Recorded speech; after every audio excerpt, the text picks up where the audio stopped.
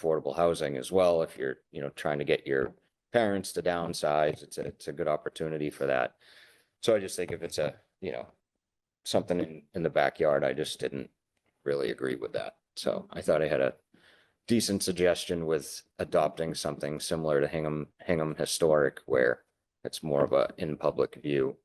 And I think that the town does, deal with the mitigation side through stormwater review when ledge is removed. So I didn't see it having as much of an environmental impact. Okay, we'll start with questions. We'll start with Mr. Plex. Do you have any questions for Mr. DeNuno? Yeah, I'll ask the same question. I'd appreciate hearing your take. And briefly, of course, recognizing where we are in the agenda on the MBTA communities law. Yeah, I have a similar view on it. I'm not as knowledgeable on it.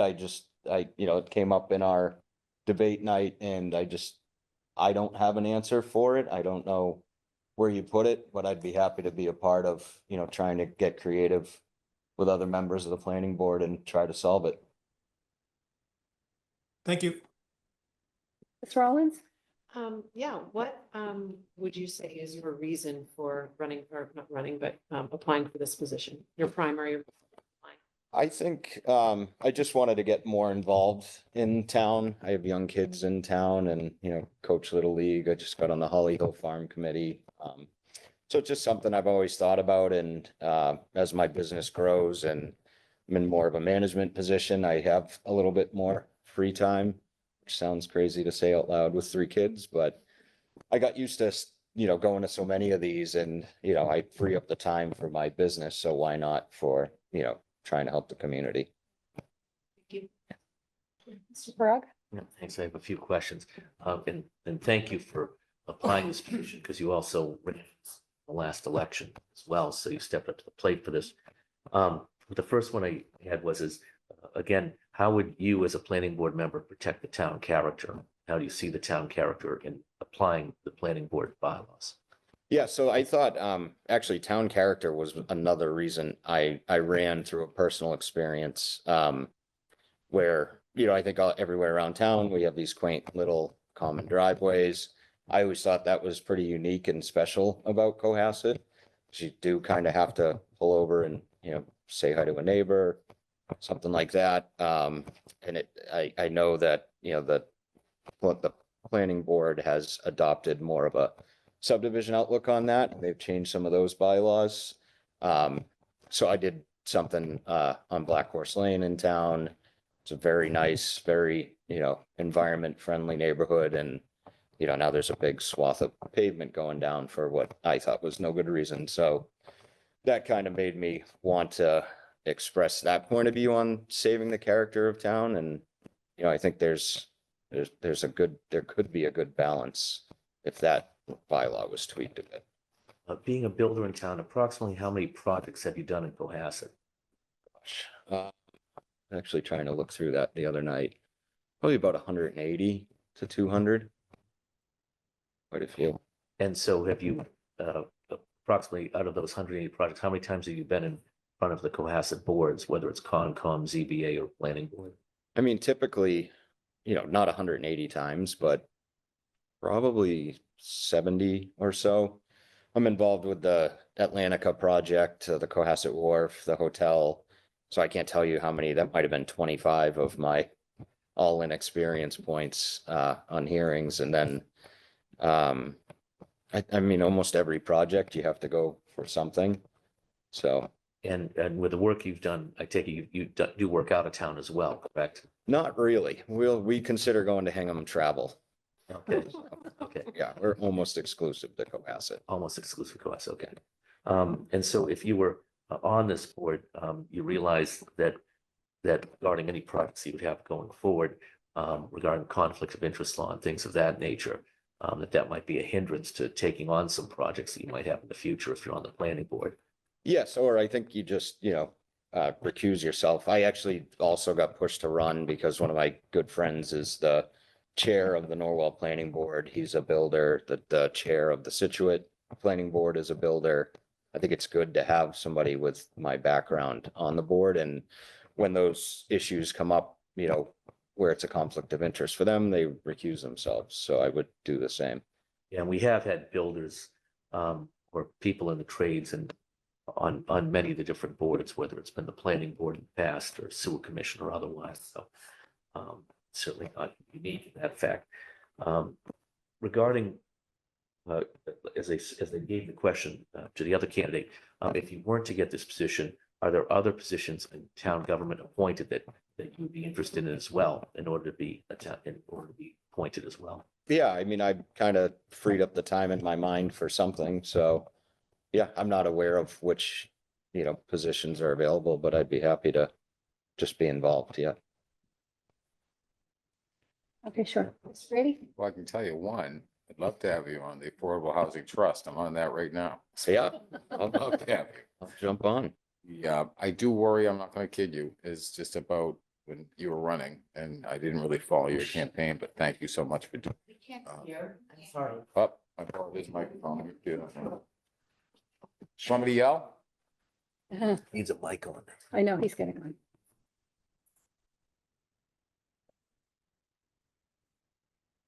Now I lost my train of thought. Can you hear me now? Good. Anyway. I do worry a little bit, but you know, as Cohasset has always been, and my number of years here has been a builder's dream. And a lot of people worked really hard to kind of ratchet that back in a little bit to preserve that. And when you say you work solely in Cohasset, I'm not gonna kid you, that kind of gives me a little bit of pause. You know, I understand you're talented as hell, so, Thank but, you know, the bylaw and the bylaws, again, we said this earlier, is allowing them some time to settle in. I don't disagree at all with you about tweaking, you know, to fine tune it, that, again, with the common drives and things like that, we're in full agreement. But I do think that we have to let what's been put in place after so many years is to settle in and see how it takes. Then you start tweaking. It's like, you know, fixing your garden. If you don't want to grow tomato, you just start growing peppers instead. But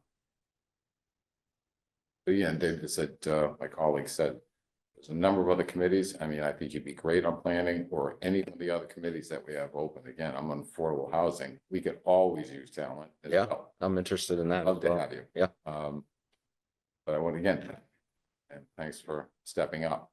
Yeah, my pleasure. Thank you. So, on to me. So, I think it's always good, and we have several committees or boards in town where the composition of the committee is prescribed by type of person, whether they're, you know, an architect, a resident, a real estate person, citizen at large, select board member, you know, with certain levels of expertise and experience, so that the committee is well-rounded, you know, and brings different perspectives into it. I know the planning board, I know Mr. Brewer is an architect, and forgive me, I don't know everyone else's professions, but I don't think there's another builder or developer on the board at this time. And I think your experience would bring a lot of knowledge in terms of, well, you can't do it that way because, you know, if you have Joyce, and I don't know what I'm talking about with building, but you know what I mean? Yes. You can add a practical level of, you might not be able to do that, or you might not be able to push it back 8 feet, or you might not be able to, or you can do this, or you can't do that. And I think as we all are volunteers and we all have lives and our own interests and our own professions, I mean, if you went by my profession, I'm not qualified to sit at this table, but, you know, so that doesn't have really anything to do with it. So I think there's a lot of value in having someone with your level of expertise on the planning board. As an associate member, you'd be non-voting. So unless there wasn't a quorum in place and your vote was needed, I think we heard some level of concern that with the amount of work that you do in Cohasset, you'd be recusing yourself an awful lot. And that's kind of not what is an ideal situation. If you only have, you know, 3, you have a quorum of full members and an associate member there. That's not always ideal. But I appreciate you coming before us. and submitting your application, and thank you for applying. And there are lots of other places for both Mr. McNally and yourself, however this turns out this evening. Thank you. Yep, so Mr. Hine, Chair Hine, your turn for your board. Yes, thank you. Thank you, Nino, for applying for this position. Thank you for running for the position. And, your interest in it. And I think you, as a construction specialist, as a builder, bring a unique skill set to any position with a town that it has grown the way it has, continues to feel growing pressure, continues to try to maintain the character that draws us here. And I feel for you as a builder with the limited availability of developable parcels within this town that you yourself acknowledge is nearly 100% of your book of work gets more difficult to develop, to improve for housing stock, for the accessory structure that someone's interested in adding to their existing lot, for ADUs that the state has put forth. You know, there's going to be some continuous discussions, vigorous discussions, debates, let's call it.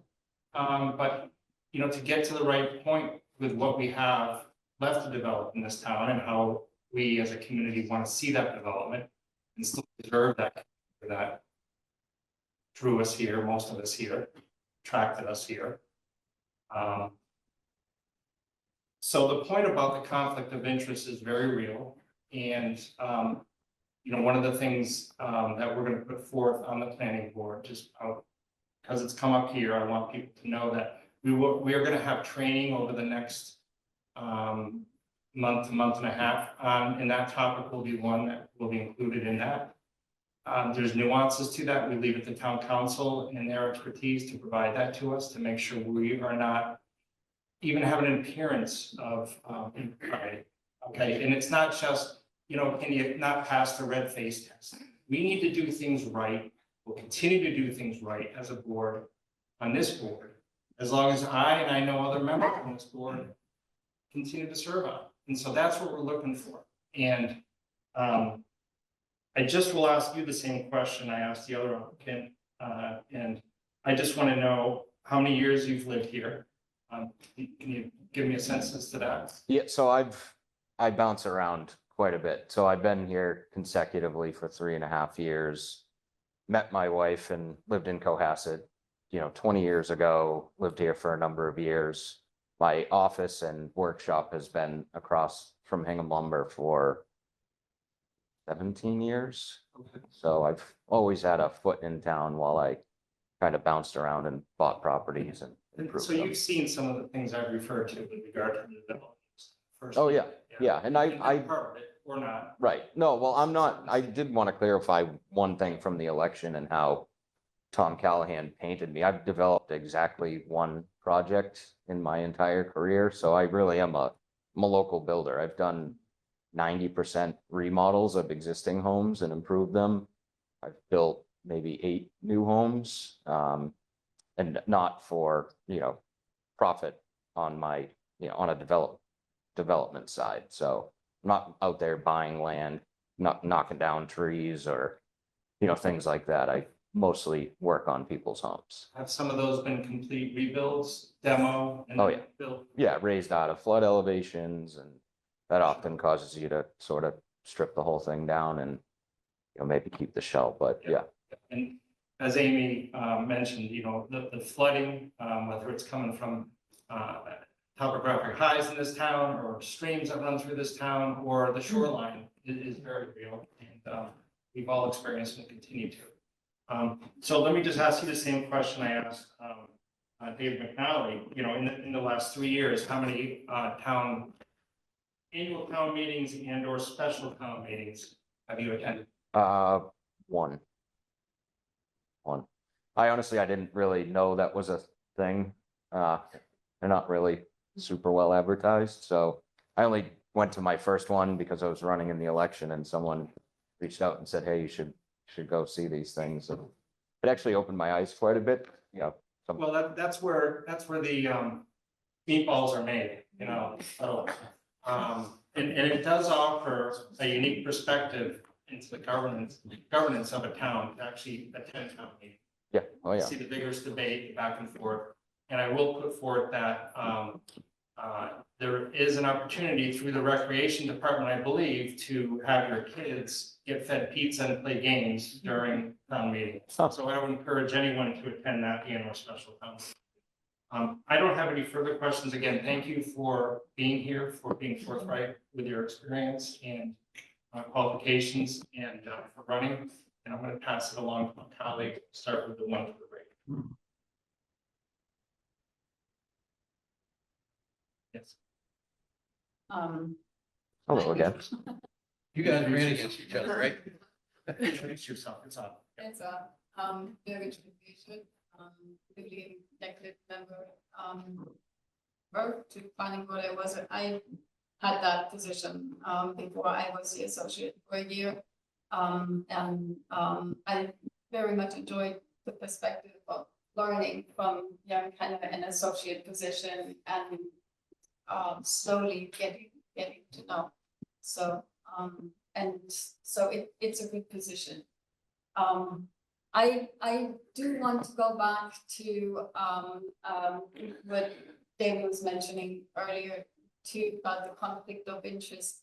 In the interview that we did for the candidates night, you were stressing that it's hard on your customers, the bylaws. It costs a lot of applications to write, time to be in the meetings, then potentially even kind of involve lawyers and lawsuits, which cost kind of another set of time. And I will see that this is kind of cumbersome, but in a way, this position is not so much to see kind of how can I serve best my customers, but kind of you have to have a town view. This is a community, and the community has their needs, their desires, and kind of it needs to be looked at from a lot higher perspective and a lot more items taken into consideration than just the mere building of one house, like what we were talking about earlier, the MBTA. And we have to grow. We have to get the train station integrated, kind of into town. We do have to address, kind of, more housing, affordable housing, and it's, kind of from a than from, kind of just simply, kind of customer by customer by customer. So, I just wanted to have you thought about your position in that. No, again, every other surrounding town has a builder on the board with the same conflicts, probably the same impetus for running. It's not just my clients. I have hundreds of friends, relatives in town that have been put through the same thing where I wasn't their builder. So I just felt strongly about those bylaw changes, and that's my reason for running.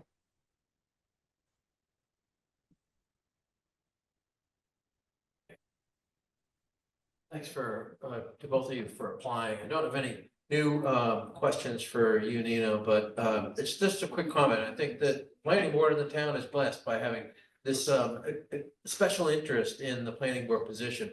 Associate position really only votes in when there is a regular member who's conflicted or absent or missed two special permit hearings.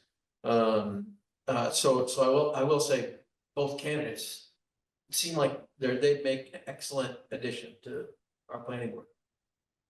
Thank you. Thank you, Clark. Online, start with Deirdre. Yes, Deirdre, thank let's you. go with Deirdre. We're just kind of mixing it up a little bit here. Yeah, Deirdre oh, that's online.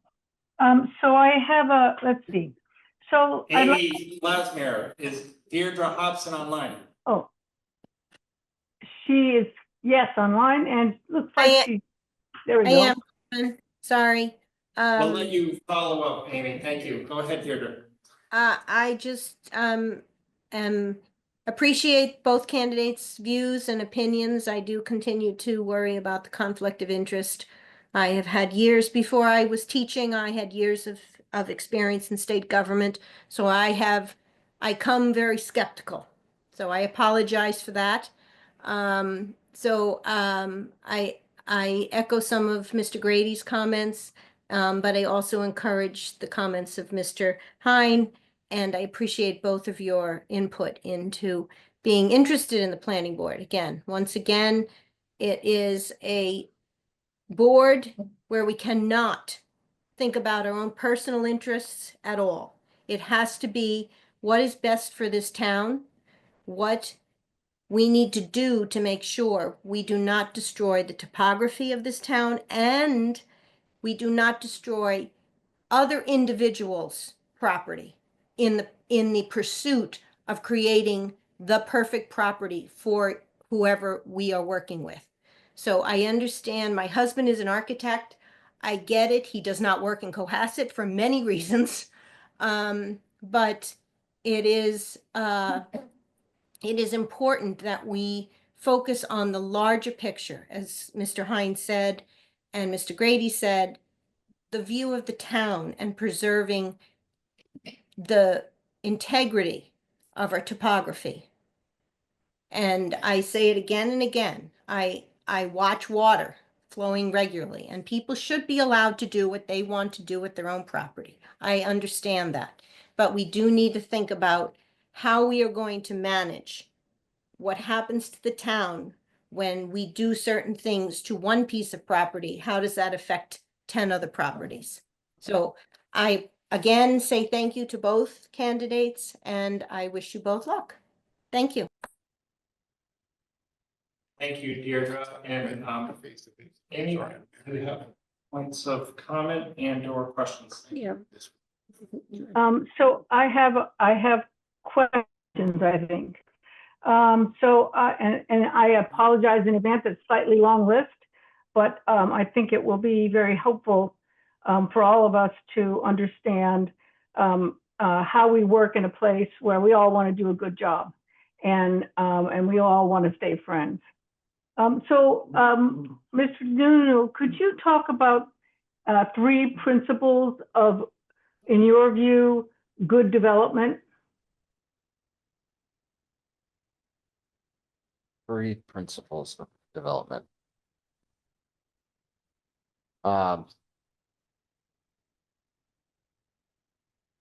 Like sustainability, water mitigation,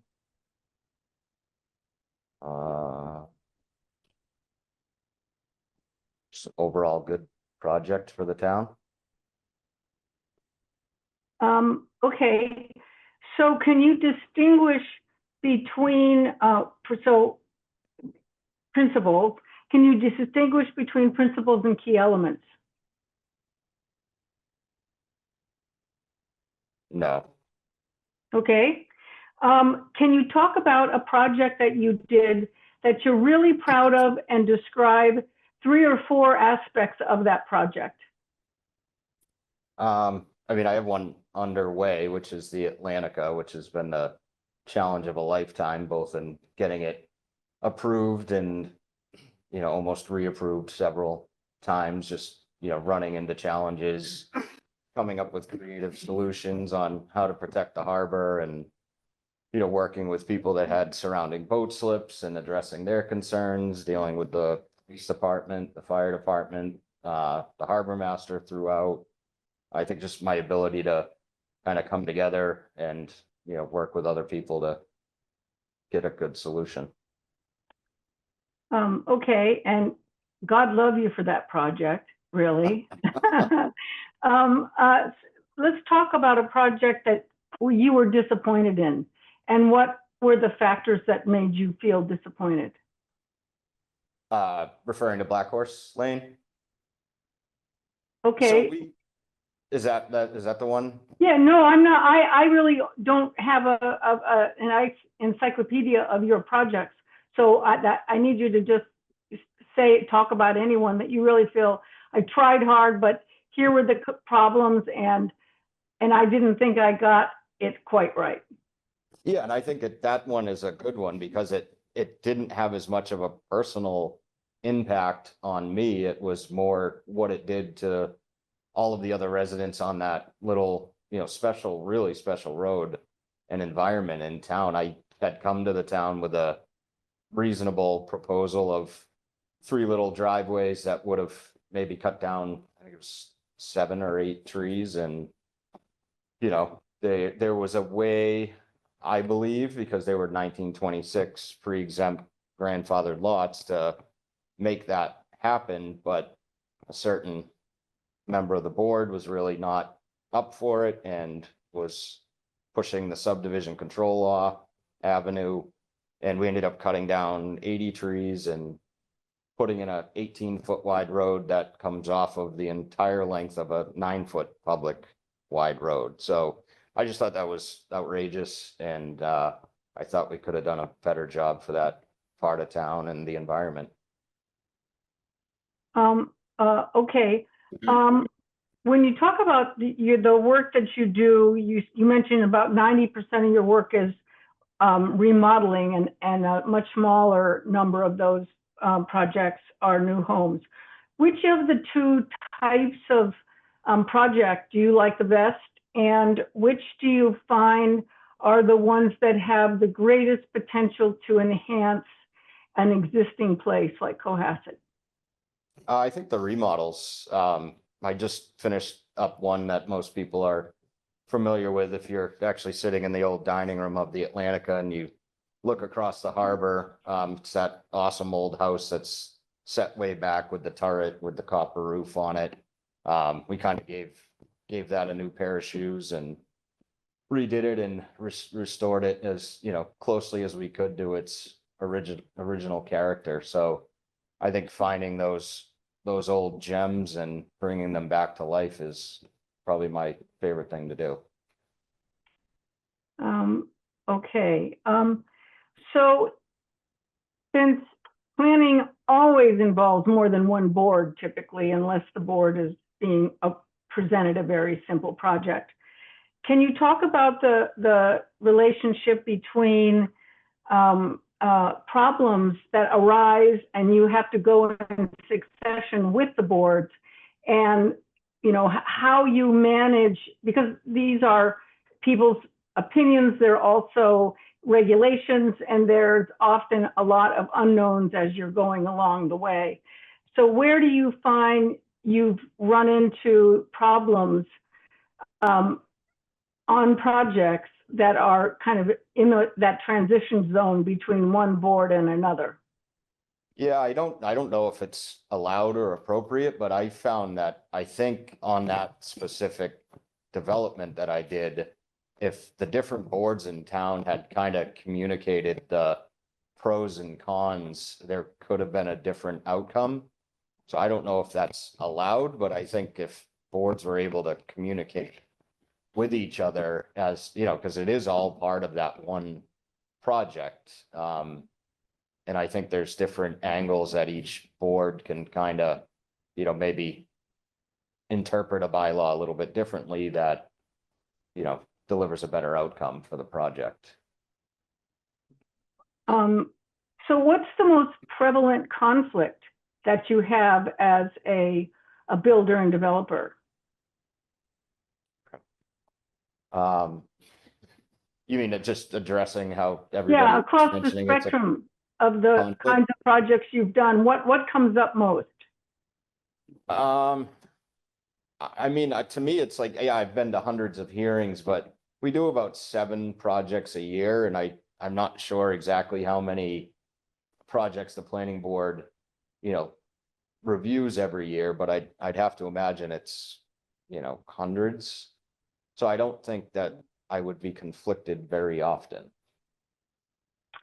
Okay, but in terms of, so let's say you get to the planning board and that board says, here's a set of circumstances we would like to see, and plus it's a regulation and you need to do it because that's how the system works, versus the next stage where you get to a situation in which you yet have another problem to solve. And I guess I'm just curious about concatenating these kinds of things, because you point your really good issue out. And I have to say, as when I was on the board to begin with, I promoted the idea of having the board having a meeting prior to anything happening to keep everybody informed, but also to begin to understand what was going to come to us and how we could manage the process, and whether we needed to actually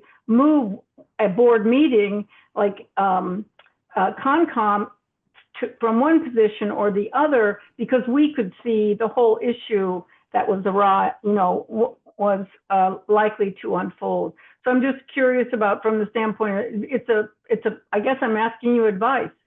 Do you think that there's one of the rigidities that exist in the planning and the Concom process is the ways in which we start projects? Who gets up first and who, because the first person who does get up actually changes the situation fundamentally, and everybody has to live with it. So I guess We're gonna need to wrap up here. This is Kevin. I just want to provide an. I'm done. This is my last question. We are running up against the clock Okay. here. And, if Nino, if you have an opportunity to respond to, was that in the form of a question, Amy, or were you?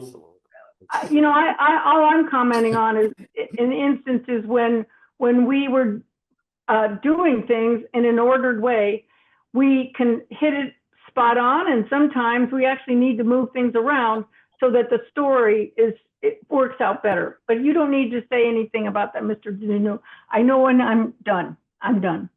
Thank you. Thank you. Thank you. Thank you, members of the board, and Ms. Meyer, I'm going to turn it back over to the. Okay, great. Thank you. Thank you, Mr. DeNuno, and thank you, Mr. McNally. And I don't want either one of you to feel bad about your town meeting attendance. We have 6,465 voters in town, and we struggle to make a quorum of 200 people. So that message should go out to everybody in town to go to town meeting. And once you go, you get hooked. It becomes like a drug. You have to go. And especially if you're on a board or committee, it's very important if you're on boards and all boards and committees to go to town meeting, whether there's something pertinent to your board and committee or not.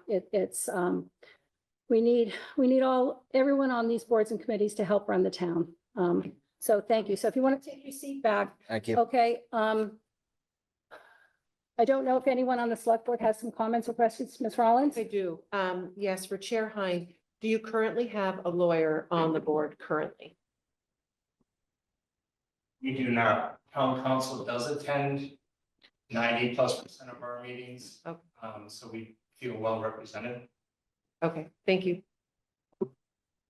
Any other comments or questions from the select board? Okay, so I'm going to ask for a motion. This is a little different.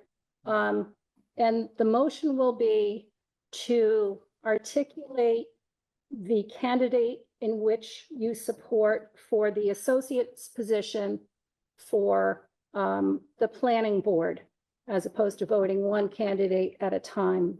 That seems redundant. Does anyone on the select board have any questions about that?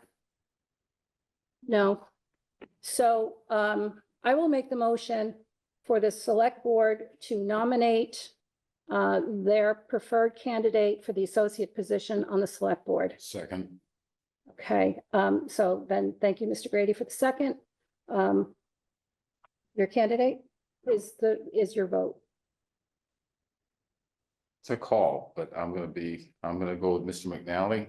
I like the fact that there is a lawyer, and Mr. DeNuno, that means no disparagement to you, because I think you have a lot to bring. I do worry about the conflict of interest a little bit, and I understand it's your job, and I respect you for it. I do like the fact that putting an attorney on the board, someone to a different point of view. I do worry about the new laws in place, and that I think they need time to settle. We jump all over them, because I think they're gonna bear fruit and be a benefit to the town. But I would ask you still to think about the Affordable Housing Trust and, you know, or That'd be a good- I'm just speaking personally, because everybody's making a vote, but I want to thank you so much, and Mr. McNally, you have my support. Okay, Mr. Farag? Thank you. Both men were excellent candidates, and I hope that both of them are on the planning board in the future. My choice is Mr. DeNuno. And the reason is that I think he has deeper roots in the town by having his business here for more than 17 years. And he knows some of the ins and the outs of the planning board by going in front of it and some of the other town boards. I do think we need another voice on the planning board, and I think a builder would help out in a lot of situations because they would know the ins and the outs of how to build things. The conflict of interest I did bring up, I think that happens with anyone who has business in town. And have remind people that one of our most beloved community members, Wayne Sawchuk, was a builder in town, and he was on the planning board before, and he was on the sewer commission and a number of boards in this town. So we've had a number of people who've been builders in this town, and he was one of them. So I don't see that as a major detraction. It's something that can be overcome so long as they keep with the conflict of interest laws in the state. So that's my choice. Okay, Thank you. thank you. Ms. Rollins? I thought both candidates, you're both excellent candidates for the position. My vote is also for Nino DeNuno. And you said it so eloquently. Those are exactly my reasons as well for voting for Nino. I think it's important to have a builder on the board with that sort of experience. And his extended commitment to this town, his business, his family, and his experience in coming before the board. And I appreciated his straightforward answers to all the questions, the tough questions that were given to him tonight. Thank you. Mr. Plex? I agree with what everyone said. We've got two great candidates. I hope we get both of them involved in town government very, very soon. But from my experience on the planning board, the issues that we're trying to work out tend to be more legal and less about how you're going to build it. You've always got somebody there who's trying to figure out how to build it, and town council does help, but it can be very useful to have a lawyer helping navigate things. So my support is with Mr. McNally. Okay. Awkward. That's okay. I don't want to be repetitive of what anyone said, and whomever, because it's a combined vote, okay? It's our vote and it's the planning board vote. And I'm happy to talk to either candidate after. So my vote goes to Mr. DeNuno. So it's 3-2 for Mr. DeNuno from the select board. Chair Hines, would you poll your committee, please? Thank you. We'll proceed in alphabetical order. Getting Clark Brewer. My vote for DeNuno, but I hope either candidate or both candidates in the future.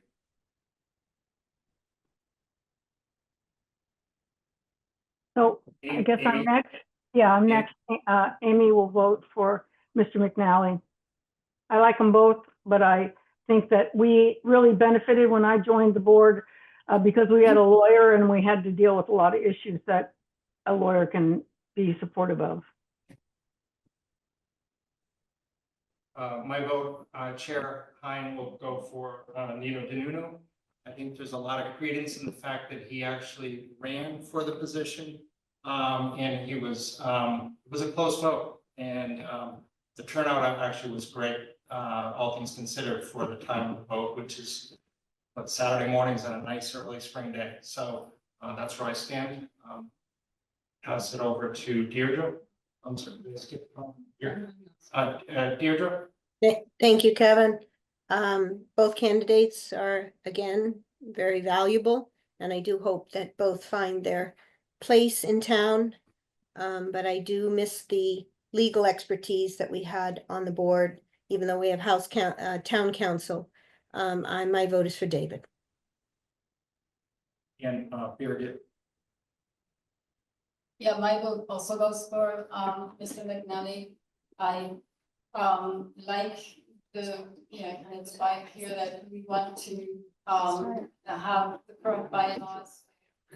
Give them time, let them settle, and I'm sure we will have, a lot of right areas to solve and not, and, I appreciate the, kind of legal, advice and not, so. We will turn that vote back over to the select board. So we are at a tie. The select board voted 3-2 for Mr. DeNuno. It's the same way, though. Every vote, everyone's. Because it's a joint vote and it's an appointed position, and the planning board voted 3-2 for Mr. McNally and the select board voted 3-2 for Mr. DeNuno. So we are at a 5-5. Thank you. I can't do math. 5-5. So, Does anyone have a coin? yeah. No, Mr. Senior, do we know what we do in this situation? I was just like that. I've never seen this before. We've never seen this before. Can I make a I'd recommendation? say a coin toss may be the reasonable approach. No. I mean, I know disrespect to your level of effort, but. Amy Glasmeyer had her hand up. Is there Yeah. any in this? So in the distant past, Cohasset has had 2 associate members. And since we can't seem to decide something that is truly definitive, one of the choices would be to ask that the 2 members join the board together. Well, we have a bylaw that Yeah. only allows 1 associate member. Yeah. That's a creative idea, though. And Thank you, Amy.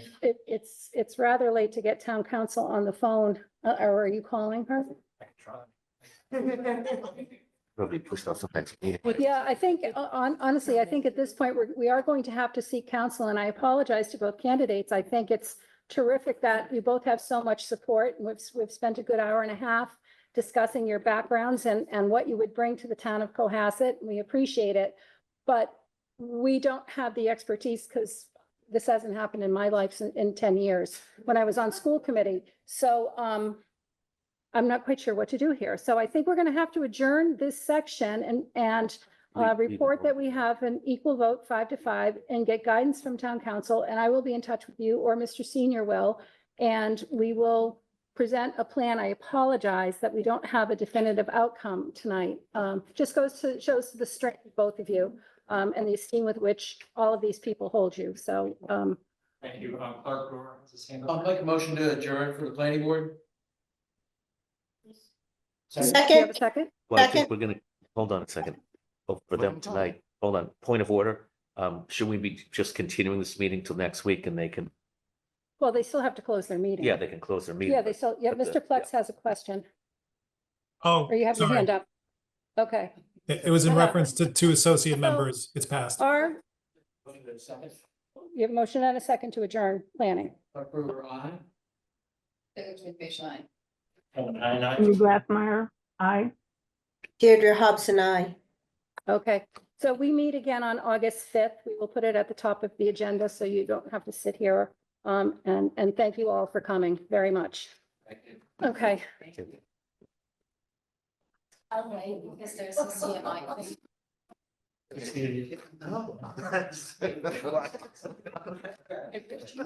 Start. Yeah. Okay, so, next up, we have Meeting.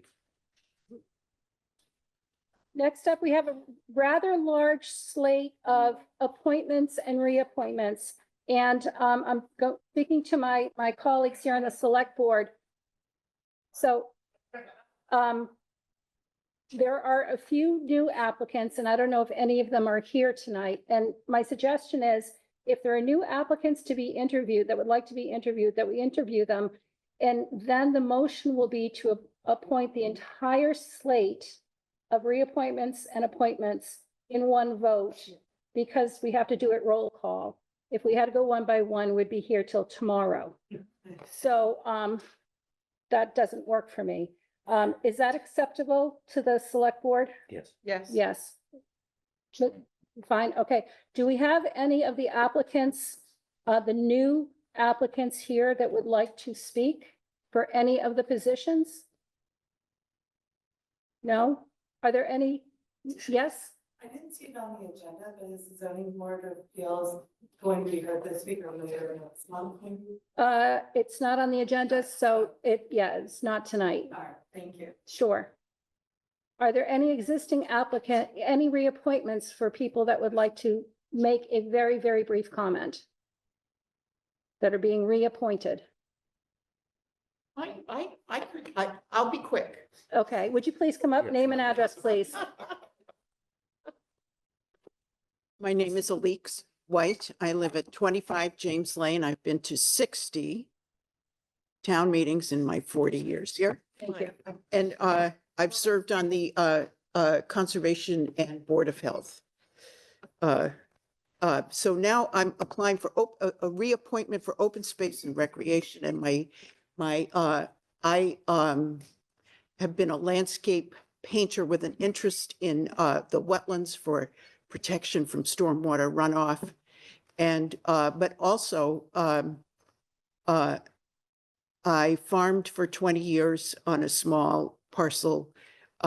And my concern is that the one thing that brought me to open space was forest management. We do not have good forest management. When I moved here in 1980, we were acquiring a lot of open space. What's happened with that open space is there hasn't been any management plan, especially in places like Wheelwright Park after Arthur Lair died. Mhm. Arthur and Merle took care of that property, yes. And they have not been replaced, really. As caretakers. Yes. Okay. And they were, anyway, we really need to think about that. And we need to think about that as we build into the forest closer and closer. Anyway, that was my interest. Okay, thank you. Is there anyone else? I had, a great one. Okay, yes, brief, please. Yep. No, because you're a reappointment, correct? To an No, I'm not existing- reappointment. This is the sidewalk committee asked for a liaison from the planning board or the open space committee. And so I am interested in filling that request if you want.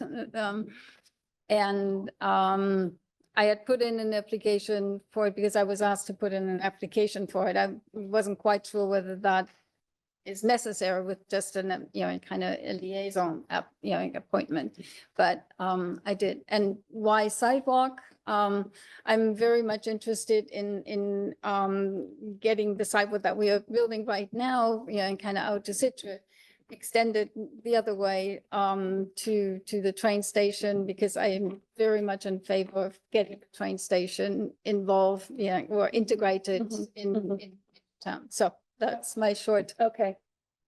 Thank you. So there is not in the charge a planning board representative position, but we frequently have liaison positions from board to board. So if the sidewalk committee has asked you to be the liaison, that's within their purview. It's a non-voting position, and we don't need to appoint you. That's what I thought. Okay, but thank you.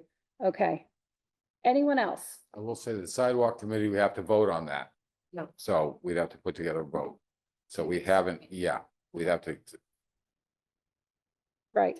Okay. And I just wanted to mention too, the sidewalk on 3A is a great idea. And it absolutely should connect to the train station, but unfortunately, it does not fall under our purview. It is completely a Massachusetts state topic, and MassDOT oversees that, and there's nothing, unfortunately, that our committee can do. So I just wanted to be perfectly transparent with you, but we all stand behind that, and we'd absolutely love for it to continue. but we're trying to build sidewalks to connect with that.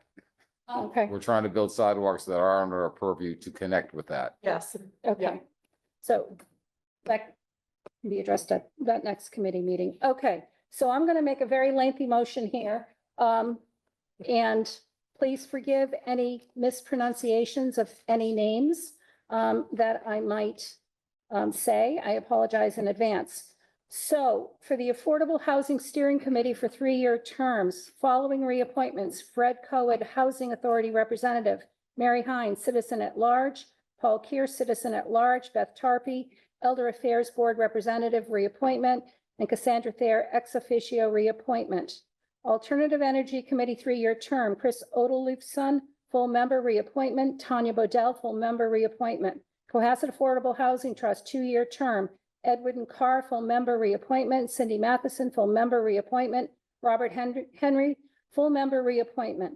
Cohasset Common Historic District Commission, 3-year term, John Coffey, District Resident, reappointment, Randall Winery, Architect, new applicant, Eric Wellman, District Resident, new applicant. Cohasset Harbor Committee, 3-year term, Jeff Donzi, Sailing Club Representative, reappointment, Grace Evans, Yacht Club Representative, new applicant, Lauren Gibbons, ex officio, reappointment. Community Preservation Committee, 3-year term, Jennifer Dial, Citizen at Large, reappointment. Marianne Weatherald, Open Space and Recreation Representative, reappointment. Fence Viewer, 1-year term, Glenn Pratt, full member, reappointment. Annette Sawchuk, full member, reappointment.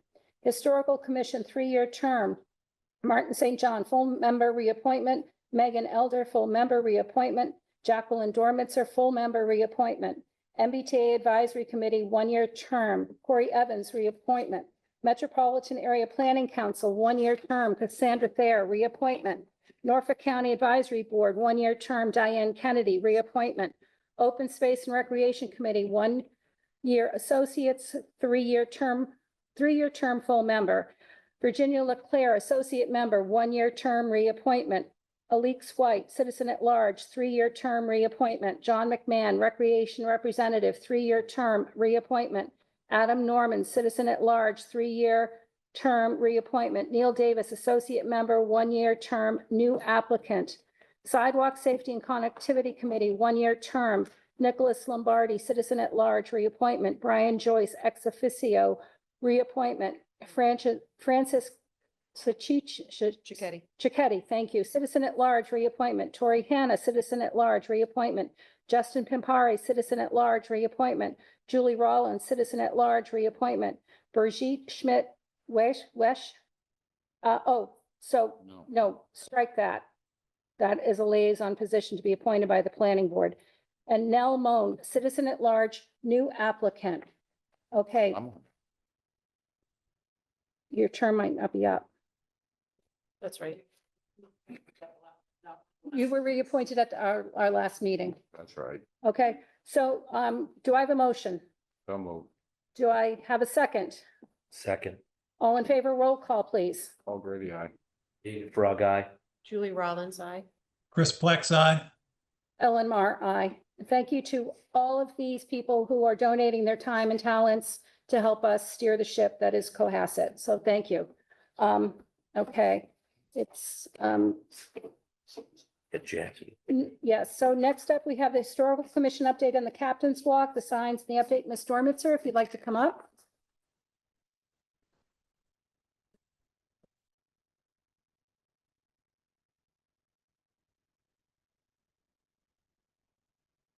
Sorry for the late hour. Almost 2 hours. Anyway, I just want to thank you for this opportunity to acknowledge all the people who helped with the Historical Commission's signage projects.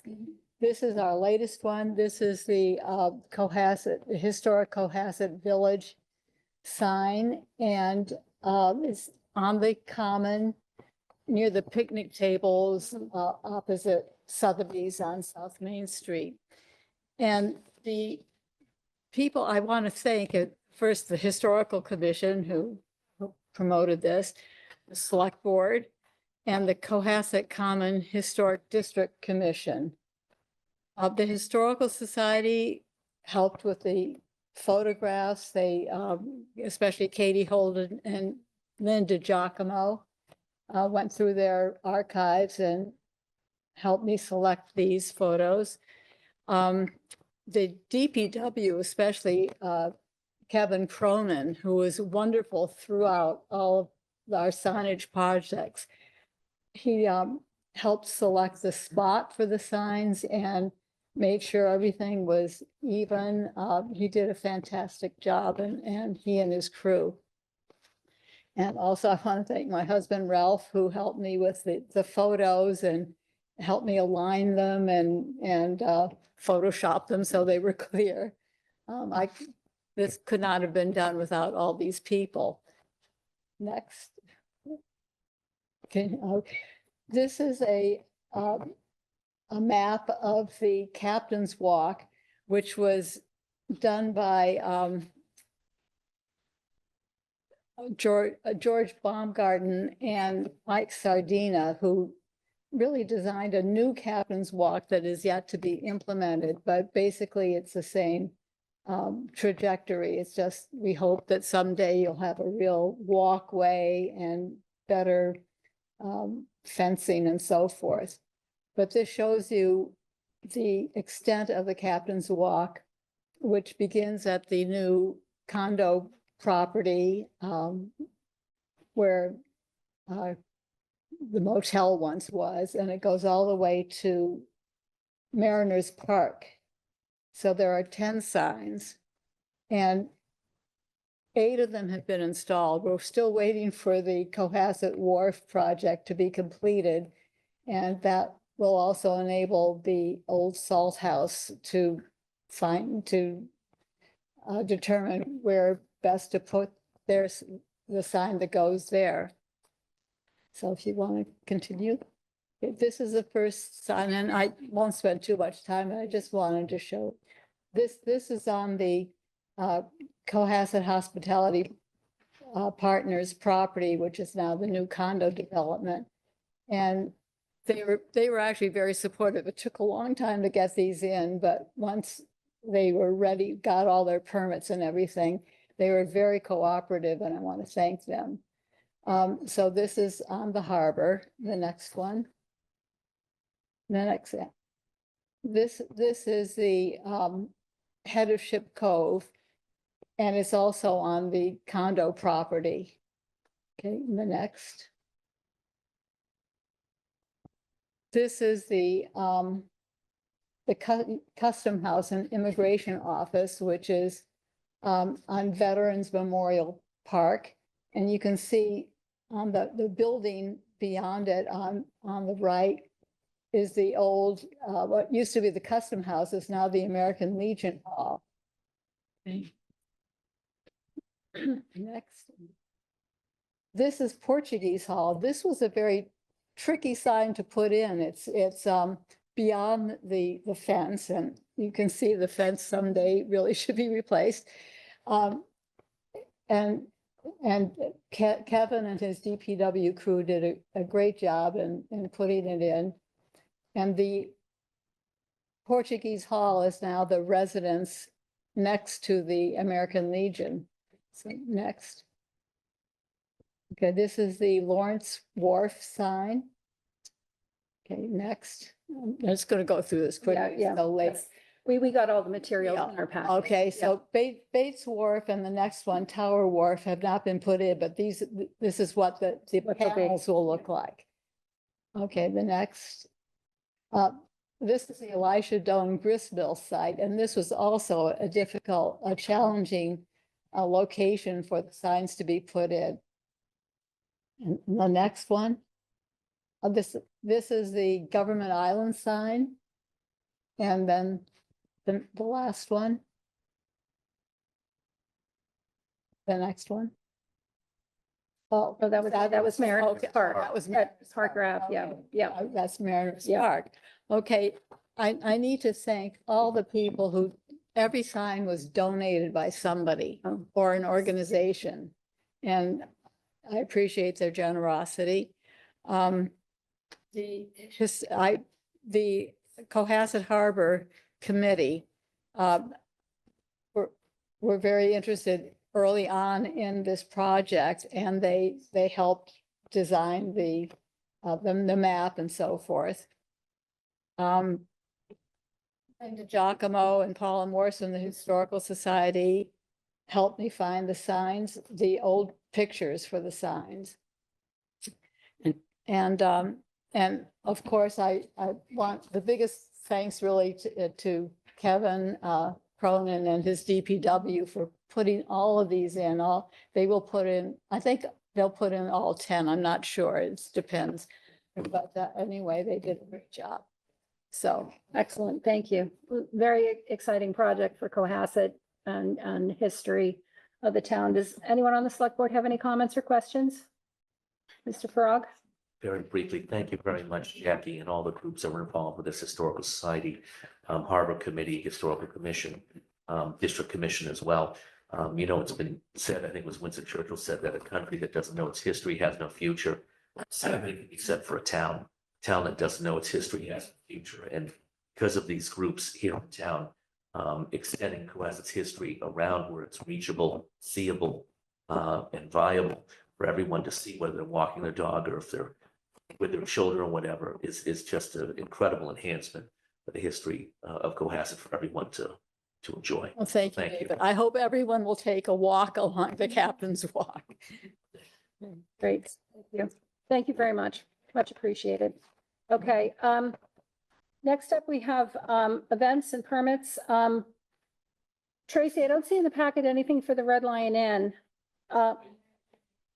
Should be an email. I have the dates. Well, we have the dates. Are you from the Red Lion Inn? Yeah. Okay, please come up. Hi, good evening. My name is Tony. I'm the general manager for the Red Lion Inn and Cohasset Hospitality Partners. Okay, So we're requesting for 2 extensions for New Year's Eve in 2025 and New Year's Eve in 2026. okay. So that's different. Yeah, so that's different. We have November 15th, 2025 and 12/31/2025. So November 15, 2025, we need to take it off from the schedule. Okay, Yes, they changed the okay. timeline. Okay, so it's 12/31/25 and 12/31/26. 26, correct. We approve so far in advance typically? We can, not in my experience, we don't approve that far in advance. I would prefer not to approve a 2026 Yeah. date at this point. All right. So we'll just entertain 12/31/2025, extension of hours to what time? So we need the barn to extend with 1 hour. So it's gonna be until 11 PM. Bar until, The barn. oh, the barn, okay. Is it a wedding? It's a wedding, yeah, Okay, you did this last year. correct. Yeah, okay. Yeah. And then they have after party in the tavern, in the restaurant, so we need another additional hour until 2 AM. 2 AM. Yeah. Last year it was 1, I believe. Usually we have until 1, but just in case they requesting another hour. 2 AM, okay. I'm gonna go right to Chief Quigley. Do you have any issue with a 2 AM? We go to 1, yeah, yeah, People around 5:30. right. So 1 AM is last call? No more than- Okay, yeah, yeah. Okay, so the extension of hours is to 11 PM in the barn, and the request is 2 AM. The recommendation, I will make a recommendation for 1 AM as past practice in the tavern. Does anyone on the board have any questions? No, okay. So can I have a motion to approve extension of hours for the Red Lion Inn on December 31, 2025, in the barn until 11 PM and in the tavern until 1 AM? So moved. I have a second? Second, All in favor, roll call? Paul Grady, aye.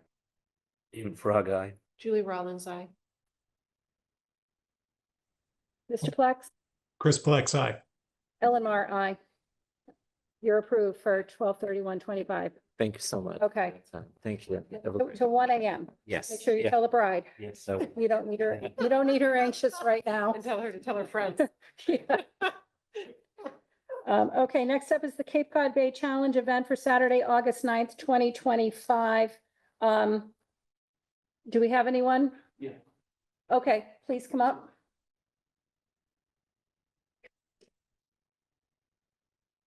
Name and address, please. and- Michael Chase, 32 Stony Brook Lane in Norwell, Massachusetts. Okay. Tell us a little bit about this event. Sure, this is, I'll be brief. This is the third time that, well, that will be the fourth time that we've asked for this special event permit for the Cape Cod Bay Challenge. Cape Cod Bay Challenge is a charity stand-up paddleboard event that's been going on for 18 years. The last 4 years, we've been paddling 16 miles up the coast. We permit 2 starts so we can start depending on which way the wind is blowing. One in Cohasset Harbor, one down in Duxbury. We go up to the mouth of the North and South River, and then we go up the South River and end up kind of up near Levitate and then have a party at Levitate afterwards. And we raise money for a nonprofit organization in Boston called Christopher's Haven.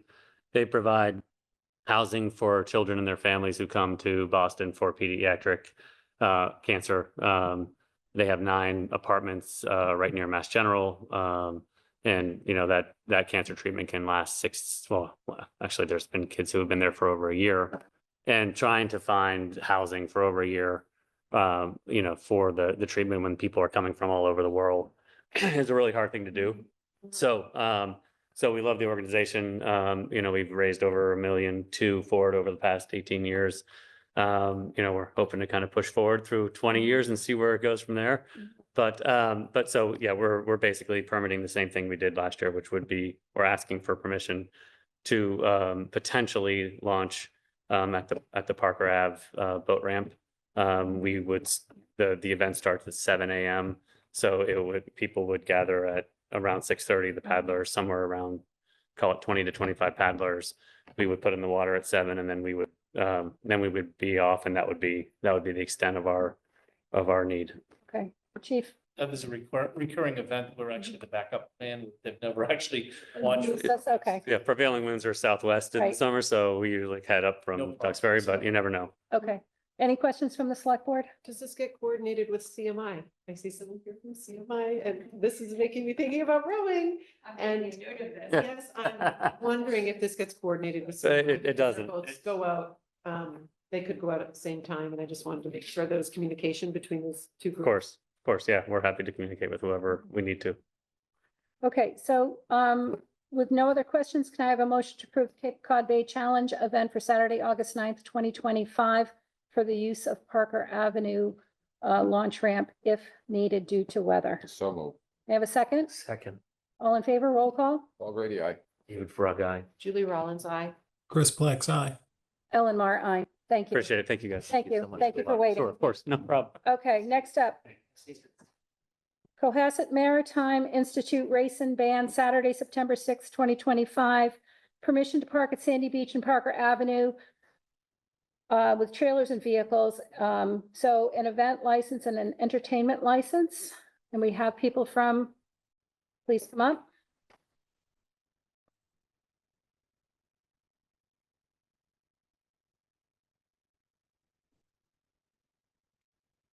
Hi.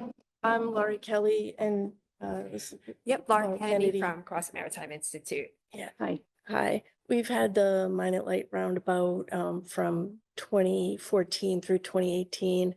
And it hasn't, run since then. We're trying to bring it back, for the community. The event, we already have permission from the Coast Guard, from the Environmental State Police to, we've been working with Lori Gibbons, so we're all set there. We have the Sandy Beach Association permission, and for September 6th, it would start at 10 a.m. And the race would be over about 11:30. And then we would have awards and a band till 2 and just some lunch. It's, we're raising some funds. We're a nonprofit and have the youth rowing, as well as all the coxswains there to build leadership skills. And then we have the row forward for cancer survivors. So we're looking for permission to have 40 to 50 cars, 10 about trailers also in the Sandy parking lot, Sandy Beach parking lot. And then we're looking for 4 spots at Parker Ave for trailers for the bigger boats to launch from the ramp rather than having to get them on the beach. Questions, Mr. Grady? No, I have no question. I think it's a great one. Mr. Farag? Just quickly, what is the course that the people row? Okay, so we'll launch from Sandy Beach and, you know, all of this is weather permitting, right? And then there'll be the starting line and it'll go out around Minot's Light and back. And Back to we're gonna, yeah, we'll have the starting line outside, you know, off of Sandy Beach and we'll go out and around Minot's Light and back. We're gonna have several chase boats and, you know, safety first. Hopefully some shark repellent.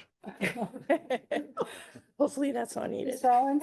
My only question would be about the police. Is the police okay with this? Yeah, Are they on board? I've walked this through various departments, Board of Health, W, Harbor, Fire Department, everybody's all set to be working with Officer Lawrence about the parking issues, so we're looking for the board's direction on allowing them to park vehicles in Sandy Beach.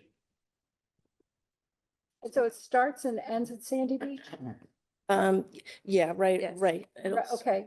And the parking and the trailers at Parker Avenue would be for, For the bigger boats to launch and row to Sandy Beach? oh, to row to start the race there. Okay, okay. And the entertainment would be at Sandy Beach? Yes, Okay, and you anticipate that there'll be vehicles without town stickers? yes. And how will we identify those? Is it parking going to be segregated? Will it be coned off for this? Usually Tracy issues temporary permits. Okay, It's also in September too, so. it's a beautiful month on Sandy Beach.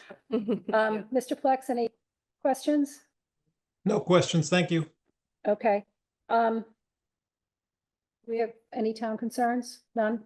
Chief Quigley's good? Okay, so can I have a motion to approve the Cohasset Maritime Institute race and band Saturday, September 6th, permission to park at Sandy Beach and Parker Avenue as indicated in their application. So moved. May I have a second? Second, All in favor, roll call? Already, I. Frog Eye. Julie Rollins, aye. Chris Plex, aye. Ellen Mar, aye. Now we have to grant an entertainment license? Okay. Do I have a motion to approve a one-day entertainment license for the Cohasset Maritime Institute for September 6th, 2025? Moved by Mr. Grady, second. Second, All in favor, roll call? Already, I. Frog Eye. Julie Rollins, aye. Chris Plex, aye.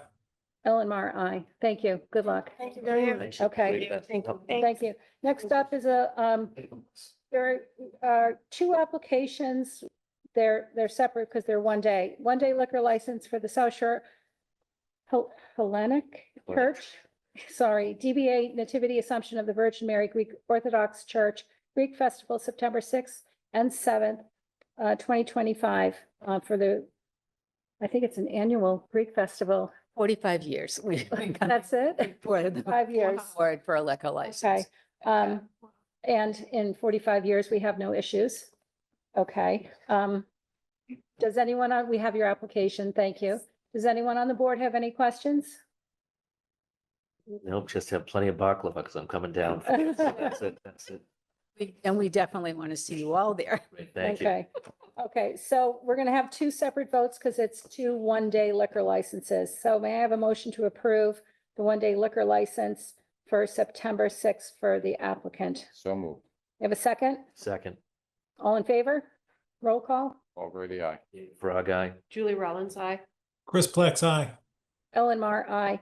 May I have a motion to approve September 7th for a one-day liquor license for the said applicant? So moved. Second, All in favor? Already, I. Frog Eye. Julie Rollins, aye. Chris Plex, aye. Ellen Mar, aye. Thank Thank you. you. Thank you Thank for you. waiting. Yeah. Okay, have we lost Meg on the updated employee manual? Or were you gonna do it? She's not there?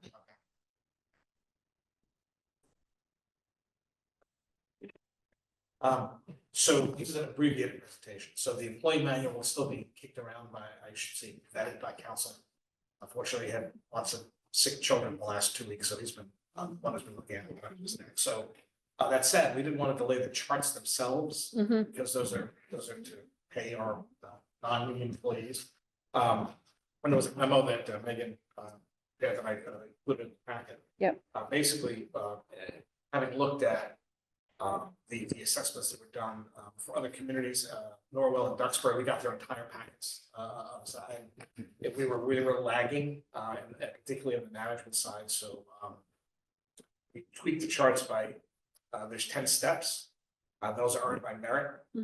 It's 2% COLA, but there's a 2% merit again as well. We dropped the first step and added a new step, and so everything went up 2%. So the first year has a 4% increase. And we did that for the admin chart too, to keep us competitive on the admin. And then at the end of the management chart, we also added a 1% step increase. It's been usually 2%. Step 9, we added a 3% and 2 out, 27, 28. Which again, added just pushed the top end a little bit higher. Again, only by 1%, but it was necessary to maintain our competitive position. We don't want to train them, and in the 8th or 9th year, people say, well, we're not. So those charts you have in your packet, like approval for that, so we can have payroll process it retroactive to July. Okay. In a place with cover, which is most of the, well, except for police, fire, and public works, that's everybody. Because the library no longer has a union either, so it's much of the town staff. Okay. Does anyone on the select board have any questions about the charts or the steps or the strategy in which they were developed? Mr. Farag? Just briefly, they look good and they're fiscally responsible, keeping our budget in line. So it stays in with Prop 2.5, so. Okay, great. Anyone else? Okay, so I'm gonna do one motion for all three, or do you need That's each fine. motion? No. Okay. All right, so I'd like a motion to approve the, let's see, the FY 26, 27, are these all 26, 27, 28? Cohasset manager salary table. The same for Cohasset admin salary table. And the same for the part-time seasonal salary table. Do I have a motion? So moved. Do I have a second? Second, All in favor, roll call? Already, I. David Frog, aye. Julie Rollins, aye. Chris Plex, aye. Great, thank you. So, and we look forward to when the new manual is completed and vetted. The hope is you'll have for the next meeting, before the next meeting, then it'll be formally. Okay, okay, excellent. Thank you. Project updates, 135 King Street. Who wants to come up? Okay, you can stay right there. Yeah, you can stay right there. So 135 King Street, everyone knows, is the Cohasset Public Safety Building. It's phase 1 of the public safety project that we've discussed in the past. Phase 2 is going to be the renovation of 62 Elm Street, which is going to be home to the fire department. Just a brief overview. We contracted with P3 as our OPM for the project. The design team is HKT Architects, both very experienced, wonderful to deal with, really listen to our ideas and implement them. We have a wonderful subgroup, which is comprised of Chief Quigley, Chief Dockeray, Paul Grady, Glenn Pratt, and Dan Tarpey. Everyone collaborates well together, and they're making this project really something modern and efficient for the future. So we're going to talk a little bit about the project history. I'm going to run through this. We started in November of 2023. We've gone through many different approvals, including Concom, ZBA, Planning Board.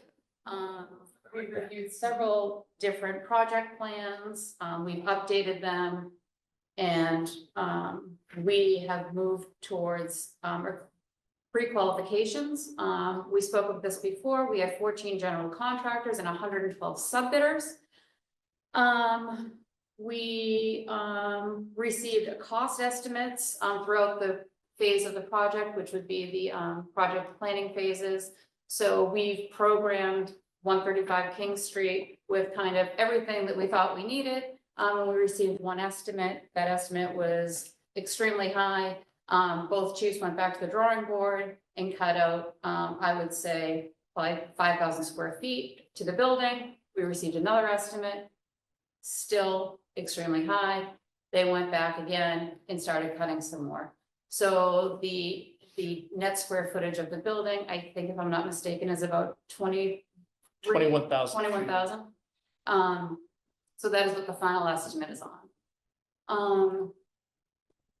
We are going out to bid. An official bid for this project is going to be issued on 7:30 at 2 p.m. We are going to allow a few weeks for questions, tours, anything that the bidders want. And the final bids will be due the week of September 8th.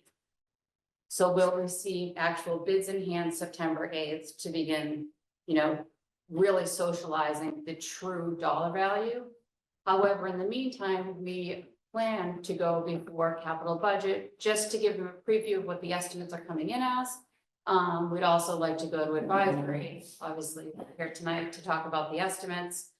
And we really want to, have some public forums as soon as we get those bids in to educate the community on where the pricing is. We're all working towards the same goal, which is the special town meeting vote, November 3rd. And if we receive positive support, we are going to contract with the construction firm that has the lowest, most responsible bid. And then we look forward to a groundbreaking in January of 2026. Some things that we've done is our due diligence. We've gone to several different stations. We've toured Norwell, Marshfield, Hingham, and the chief has done a tremendous amount of work online touring facilities anywhere from the East Coast to the West Coast to see if there's things that we're not thinking of that we should have, if there's things that we have that we don't necessarily need. So we've actively done this for months. All of these ideas have gone into the construction documents that are going out to bid. And we've also worked on some shared space with the fire department. We've noticed that a lot of the public safety buildings don't really share space, but because we're limited with the square footage, that, that's something we have to do to bring down our pricing. Something we need to talk about a little bit is the substation at 135 King Street. We've had people question thus far as to why do we need a substation on 135 King Street? Why isn't Elm Street just enough? Why do we need to go through that extra expense? So we had a runtime study done, and it shows the response times. So our single station, the response time to North Cohasset is 7 minutes and 11 seconds. On the outskirts, it's 7 minutes and 55 seconds. When there's a train delay, we're not responding sometimes up to 10 minutes. So if you go to the next slide, you'll also see that if with the two stations, that significantly drops. So we'll be able to hit all of North Cohasset in the village area in 6 minutes and 24 seconds, in the rest of the town in 6 minutes and 25 seconds. So just by adding that additional station, so you're shaving off almost 4 minutes of time. So it's extremely important that we have a substation at 135 King Street. Funding, right? Everyone wants to know, how much is this going to cost? And the true answer is, these are all estimates. We won't have a true cost of this project until it is bid. When those bids come back, we can give you the exact pricing. So we were awarded $10.4 million at town meeting. Spending to date has been about $5 million, and that includes the purchase of the building. We have about $5.4 million left. The construction estimates came in at $19.5 million. I can tell you the first estimates were as high as $28 million. So this is a significant cost savings based on the first estimate. This was just done in June. This does not include FF&E and special equipment, which they estimate is gonna come in at another $3 million. I'm sorry, what's FF&E? Furniture, fixtures and equipment. So the way you look at it is if you shake a building upside down, anything that falls out is FF&E. So we're gonna request at special town meeting, approximately $17 million. And that is to build the primary police station on 135 King Street, as well as a substation for the fire department. And that's on top of the 10.4. That's on top of it. So it's a $27 million project. That's correct.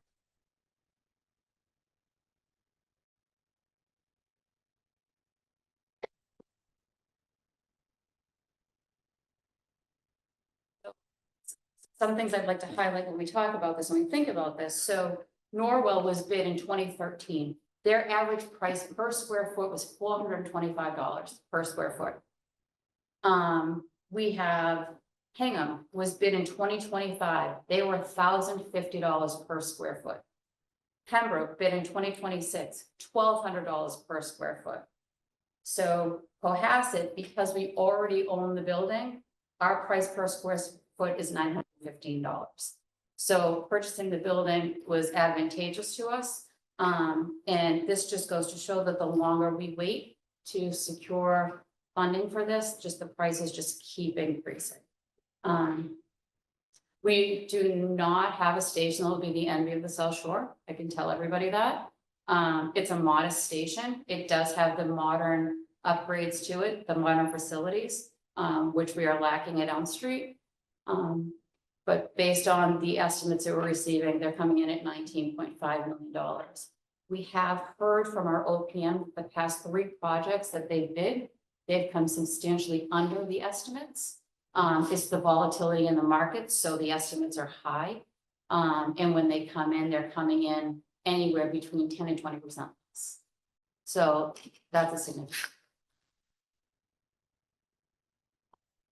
And then the next steps would be to start talking about phase 2, which is the Elm Street building. We're still working on design development there. We're nowhere near bidding that project. There's a lot to still figure out. And so we are. Hopefully answer any question. And this is sticker shock.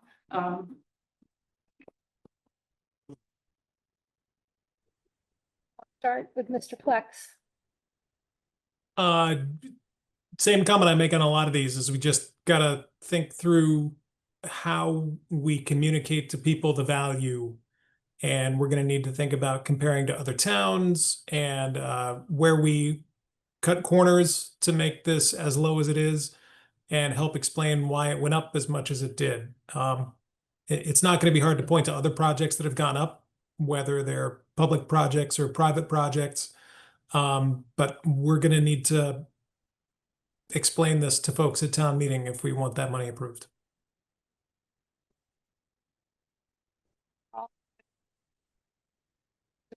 No questions this time.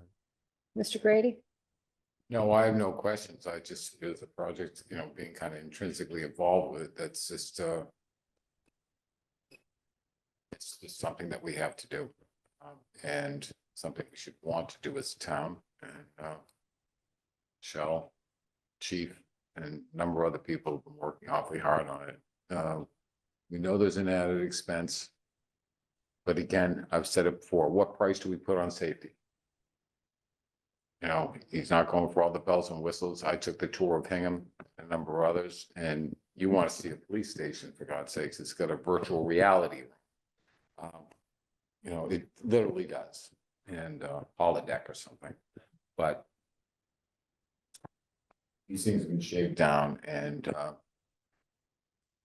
we're looking at a station from 1962 that's way beyond its shelf life.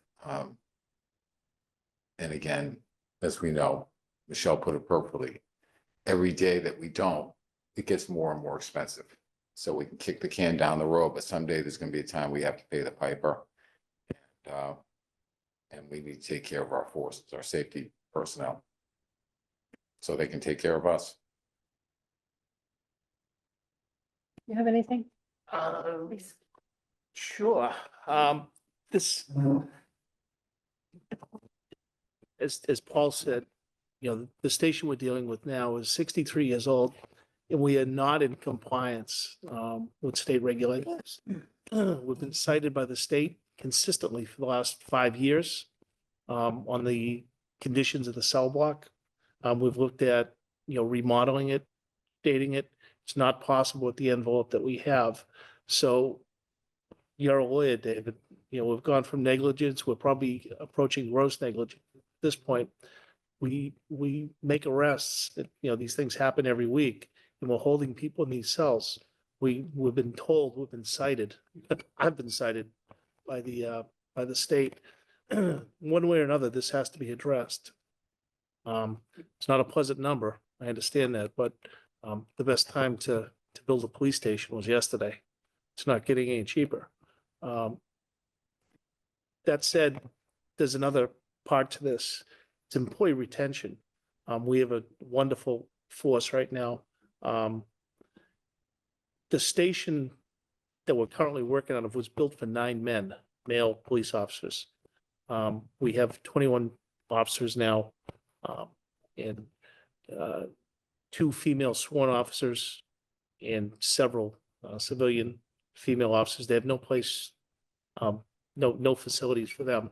This place, another compliance issue. And, you know, when we talk about retention, these officers, you know, there's not a lot of people like me. They're not going to get their gold watch. They don't stick around for 30 years if they don't have a good reason to. And, you know, we have to look at what our neighbors are doing. We are, between us and Hull, we're the only departments that haven't upgraded their stations since the 60s.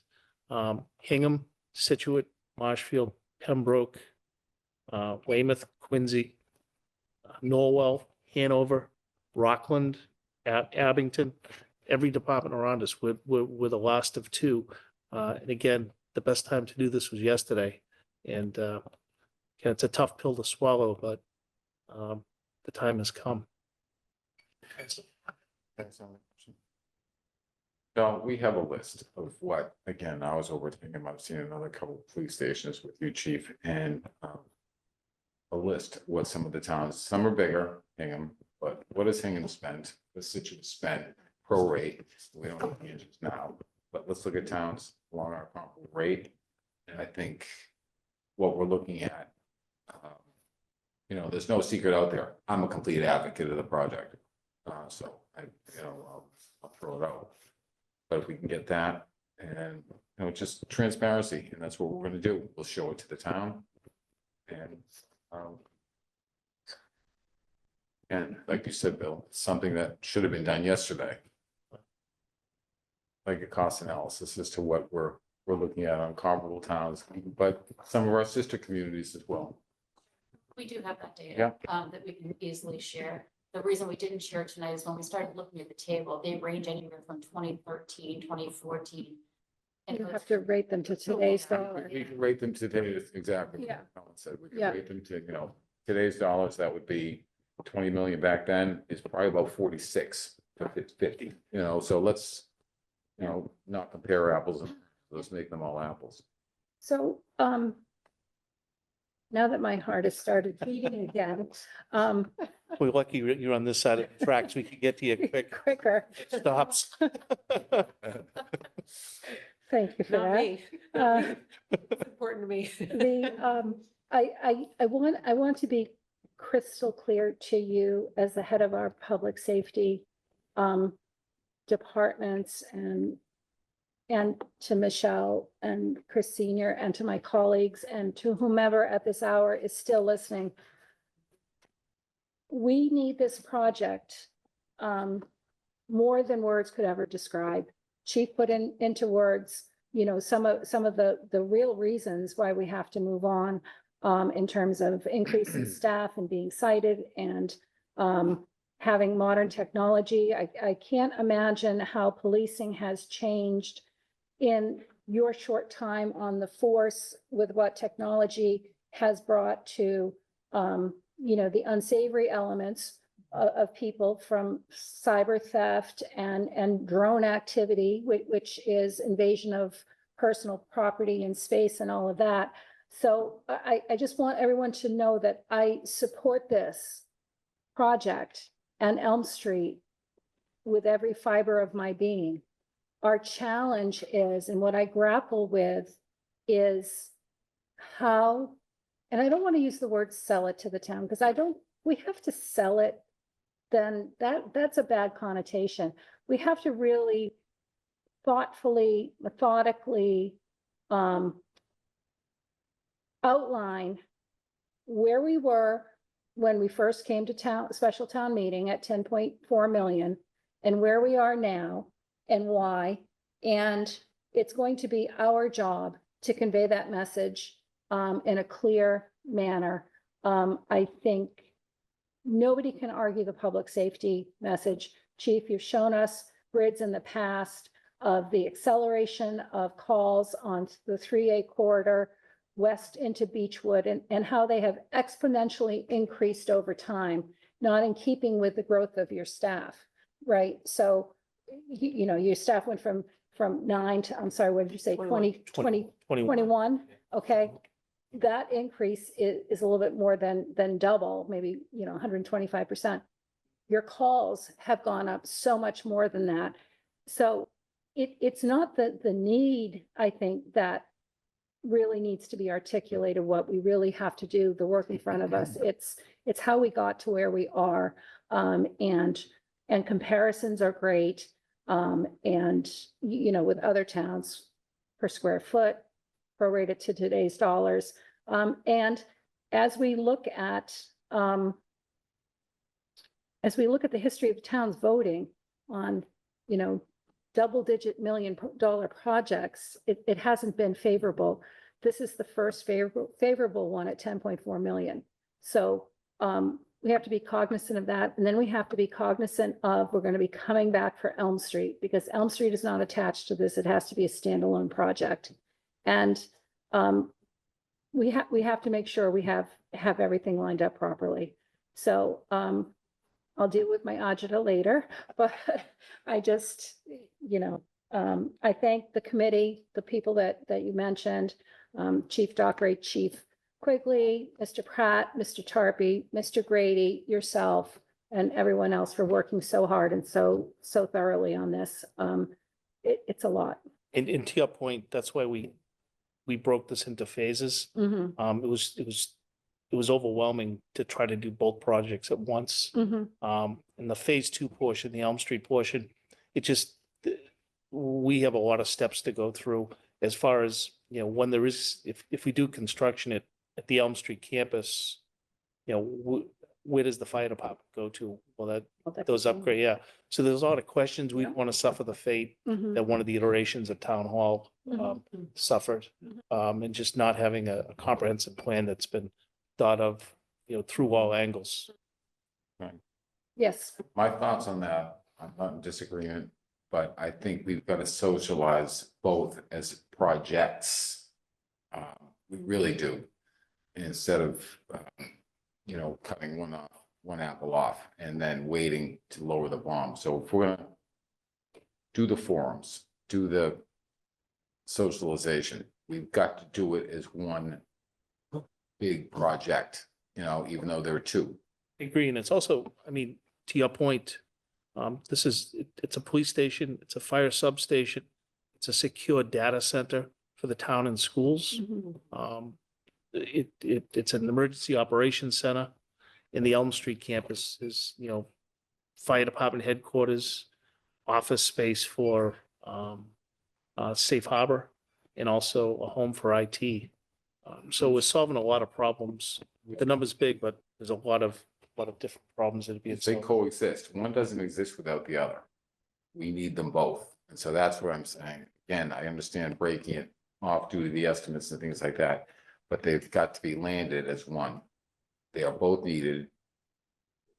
Do you see what I'm getting at? Yeah, but we can't say Elm Street is going to be 5 million and then have it turn into 15. Yeah, we just don't know. No, that, And we just don't know. So, well, we've so got to socialize the projects is all I'm saying. yeah. Socialize them as phase 1, phase 2. Yes. but One big public. Yeah, makes sense. project. I had a couple Yes, sir. comments. I didn't have a question, I have a comment. There's no doubt to the merits of the project when you're looking at the response times, the modernization for the police and fire department on this. For all the people who live in those precincts of town off of Beechwood Street, King Street, Doan Street, Church Street, all the other streets there, to cut those response times. The last time that they had a substation over there on Beechwood Street at the end of it was in the 1970s. When that was lost, the response times went up and stayed up for a whole generation. But with the population aging and the different needs, there's no doubt that, and also the train coming into play, which was not there in the mid-1970s, the needs for the people who live on that side of town who don't is increased, and so this will certainly help mitigate that.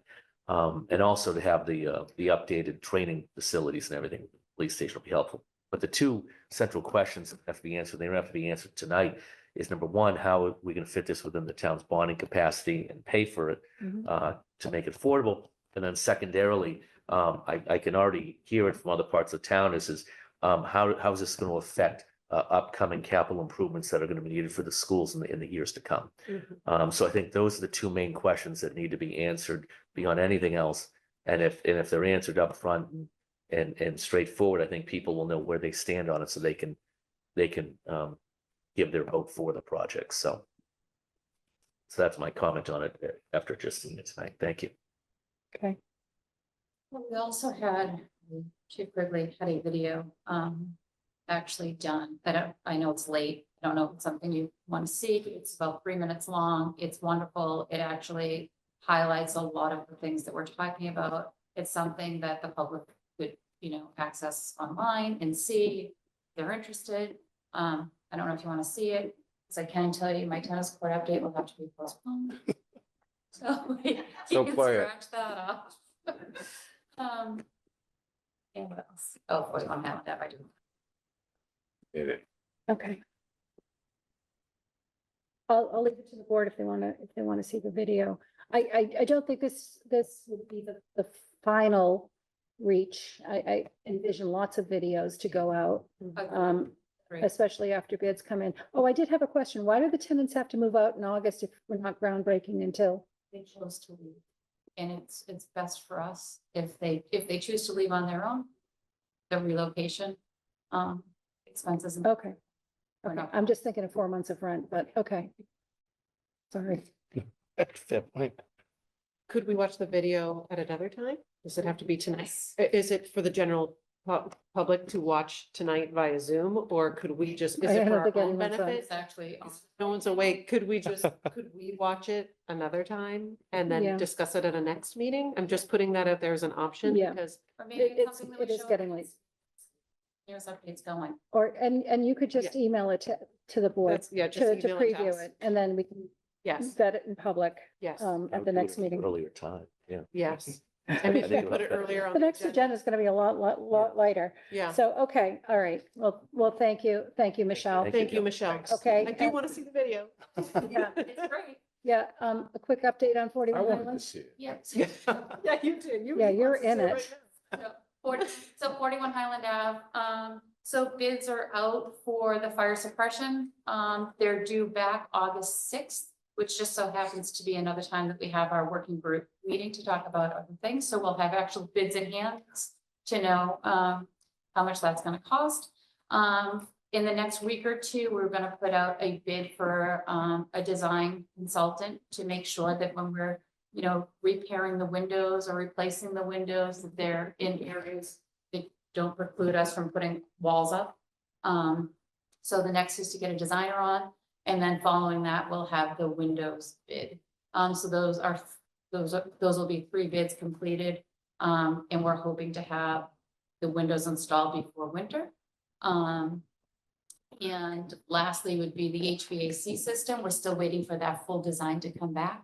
So we can't bid it until we have that full design back. But they're telling us probably late August is when that design will be complete. No tennis court update tonight? Nothing to say yet? So we're waiting, so they gave us a verbal, that I shared with you a few weeks back. They said we'd have the formal report I can tell you, I was texting, evening, sorry. The report was sent to me tonight at 8 o'clock. I haven't had a chance to look at it. And I certainly haven't had a chance to send it to our consultants, because we do have that third party that's gonna look at whatever we have to make sure that, we're getting. Got it. So we'll get that update then at the next meeting. Okay, okay, great. Thank you. Do we have Brian Joyce on the line at this? He's not here either. Well, I'm gonna have to send these people notes. Yeah, we'll pump the drainage storm update to the next meeting. Town manager update. I'll keep this quick because of the latest of the hour, but I have two exciting new staff members to announce. Laura Quinn joined us yesterday, as the Assistant Public Affairs Director. She's had a great, in this building, she's had a great start, socialized with the members of the affairs board and the staff, and I understand this. She's recently was serving in Hull in a similar capacity, and has an extensive resume doing all kinds of exciting things, and really has I think going to be a great fit for you. So we're very excited about that. Also, I'm excited to announce that Beth Mosley will be officially joining us as our town accountant September 2nd. Beth has been working with us as our accounting consultant. She has a long history, including serving as town accountant in 2 of the large communities. She worked with the state DOR, she worked with Paris Sullivan, the auditor, and actually former town accountant, Don Pyatt. She's great. She'll be working as a reduced hour schedule. She'll be giving us, she has 2 little kids, and she lives nearby. So she's been working with us now for a while. She's very excited to join us. I know our finance staff is very excited to have her because they've been working really closely with her. She's a wizard in SoftWrite, which is our very ancient accounting software package. And she's really been incredibly valuable. So we're excited to have her, and I'm excited to introduce you all to her at some point. So those are 2 big fills. And then we're continuing to search. It's always a spot open here and there. So I'm excited to announce one. Great, thank you. One question, because she's town accountant, that doesn't require select board approval, correct? Okay. I have collaborated with the advisory committee chair as is required on that one. So she's not going to take the role of finance director, I mean, she won't down the road, but at this point she wants to reintegrate into full-time scheduling work, family, and she's also somebody who takes it super seriously. So I'm expecting to get more than full-time work out of her. And she'll be doing all the reporting and all kinds of work like that. And we'll be able to appear at meetings from time to time, again, because of a family situation. She's not going to commit to every night out. It's doing the work she's doing in just 10 hours a week for us. Confident that we'll be more than double that. It's going to mean a tremendous amount of access. So she'll be 20 hours a week? No, I think it's actually 25, something, it's like 70%. And she'll also be getting 7% salary too. So it's all prorated. She'll get vacation. Okay. Okay. So we're working on hours schedule. Okay. Select board comments, Mr. Grady, I have none. Mr. Frog. I'm not at this late hour, but thank you. Is that a hint? Ms. Rollins? None. Mr. Plex? Nothing for tonight. Thank you.